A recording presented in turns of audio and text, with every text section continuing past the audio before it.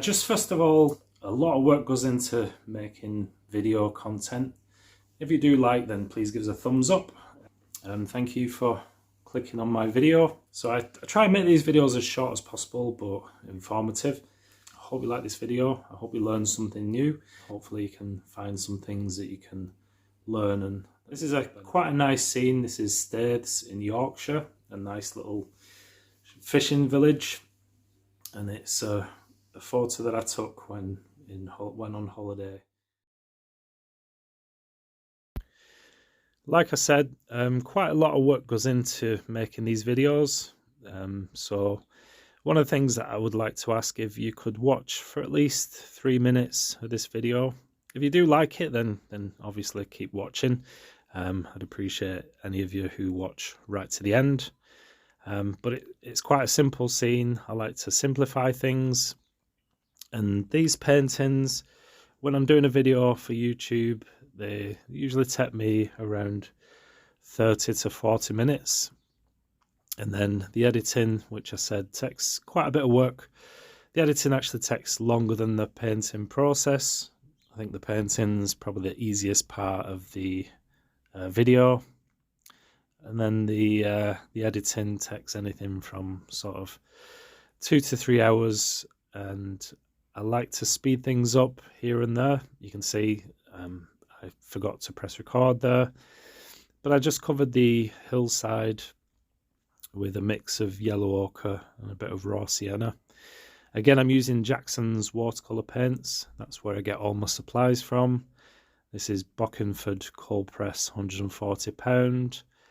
And the reason why I get Bockingford paper, it's not something I'd really choose over anything. I do like to use Arche watercolour paper, but the Bockingford, you can get packs of 50, and they're about £27 here in the UK. I get them from Jackson's, as well as all my other art supplies. So I know they do worldwide shipping, but I know they're based here in the UK, so it's quite handy to get from Jackson's. So it's quite a nice scene. You got light coming from the right hand side, hitting the left hand side of the composition, and so the right hand side with a couple of buildings and the big sort of grass sort of verge is in shadow, so that's going to be quite a bit darker than the rest of the painting. And I think it adds quite a nice contrast because you got the light which is above in the sky. It goes sort of light from left to right. I've used cerulean blue in the sky itself. It's that sort of colour. It's a nice warm sort of sunny day. And yellow ochre and raw sienna for the hills. And I'm just dropping in different colours for the rooftops. You may see I dropped some red in the roof of the building on the right hand side. That's just something I like to do, just make a bit something different. It's not often what you see, but I do like to just... Colour's not really that important if you're doing a painting. I think it's more about tones and contrast and lights and darks, especially with watercolour. So the rest of the painting is pretty much as I see it, although simplified, and I will go in with sepia colour pen. I just think that'd add more to the picture than a black pen. So that's one of my Mangaka sepia pens that I'll be using. And I'm just adding the darker tones now to the right hand side. You can see I'm just going round, and just to give that nice contrast with the left hand side, which is quite lit. And I will be dropping different colours in, charging it with blues and French ultramarine and just various mixes of dark. So I want different sort of colours coming through rather than just one big block of dark, it would just look a bit sort of flat. And so I'll be using that technique on there. So the red on the roof was a bit too strong for me, so I'm just mixing more sort of paint, letting that red move within the roof, and just adding some of the reflections. And this is one of the things that really attracted me to this scene, the reflections. I like reflections on water, so I'm hoping I get that right in the painting. I've actually been doing quite a lot of practice in my sketchbook. I've been asked to do a commission, which I'm always happy to take commissions.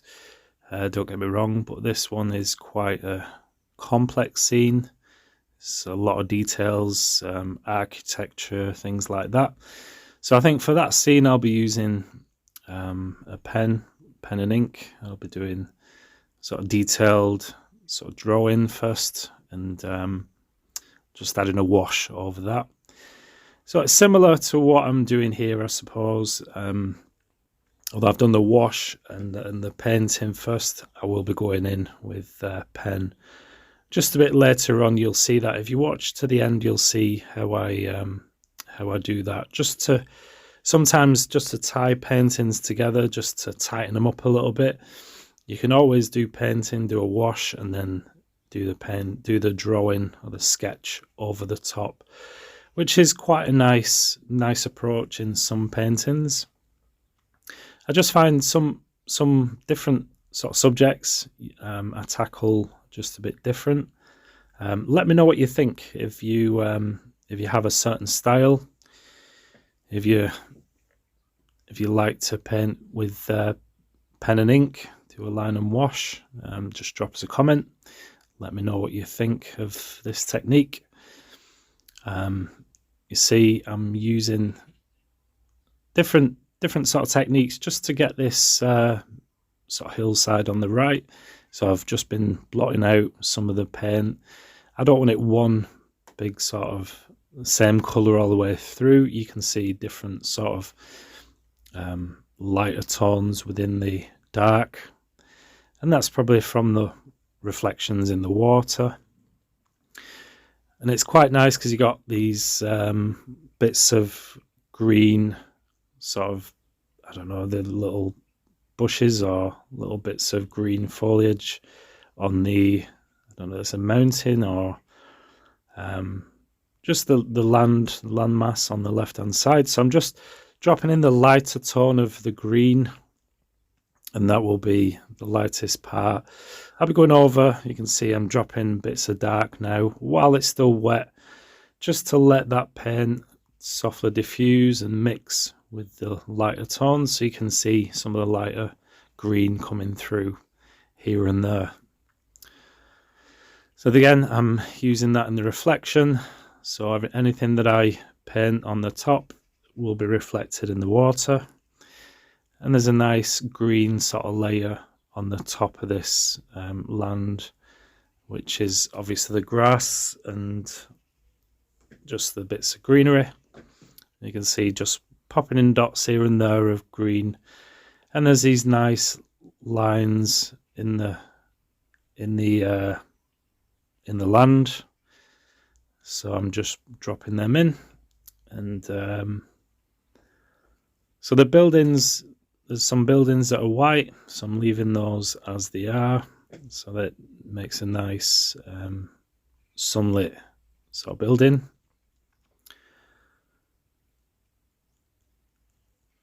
And just popping in some more and using my finger just to smudge out and get some softer sort of, just break up the hard edges of the paint. And I've just done in the wall, so I'm just adding in the line, the darker part where the water meets the wall itself. So I wanted to separate that, and so I'm just adding in some of the dark sort of lines, and I'm just coming down with the paint as I'm painting the reflections.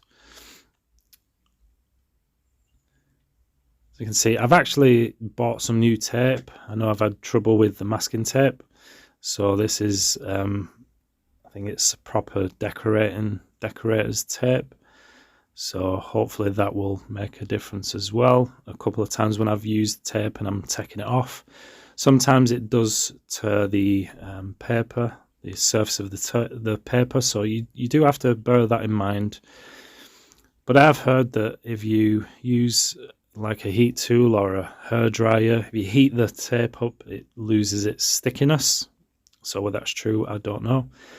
But this seems like quite a nice tape. Maybe I should, and it was £2.50, so it's a bit more than what I normally get.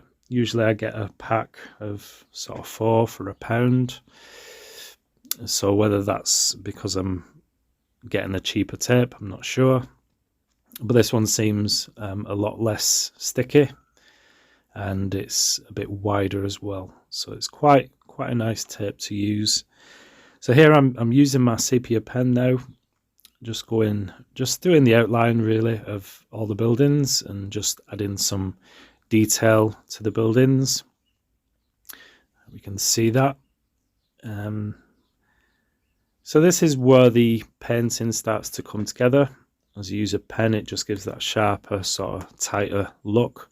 So you can have the loose painting, and you can draw on top of that just to tighten things up here or there and give more of a just give more detail to the scene. So that's what I'm doing here. Hope I do it well. Let me know what you think in the comments. All comments are welcome. I do appreciate anyone who drops a comment, and I always answer any comments that I do get in my videos. So just going around windows, doors, there's lots of sort of like patio doors, big sort of doors, windows. So just popping them in, and I'm not being careful. This is not the point. I'm just loosely sort of going in with pen. And this is probably, I think this is a 0.2 pen, so it's not the thickest. I've got a few sizes in this pen. I think they range from 0.05 to 0.8, something like that. But I find the 0.2 is quite ideal for this painting anyway, just for the finer, sort of almost quite thin lines. I don't want anything too thick to show out too much. It would give more of an illustration sort of look. So just adding a few like posts on the wall, maybe where you sort of anchor boats to the wall.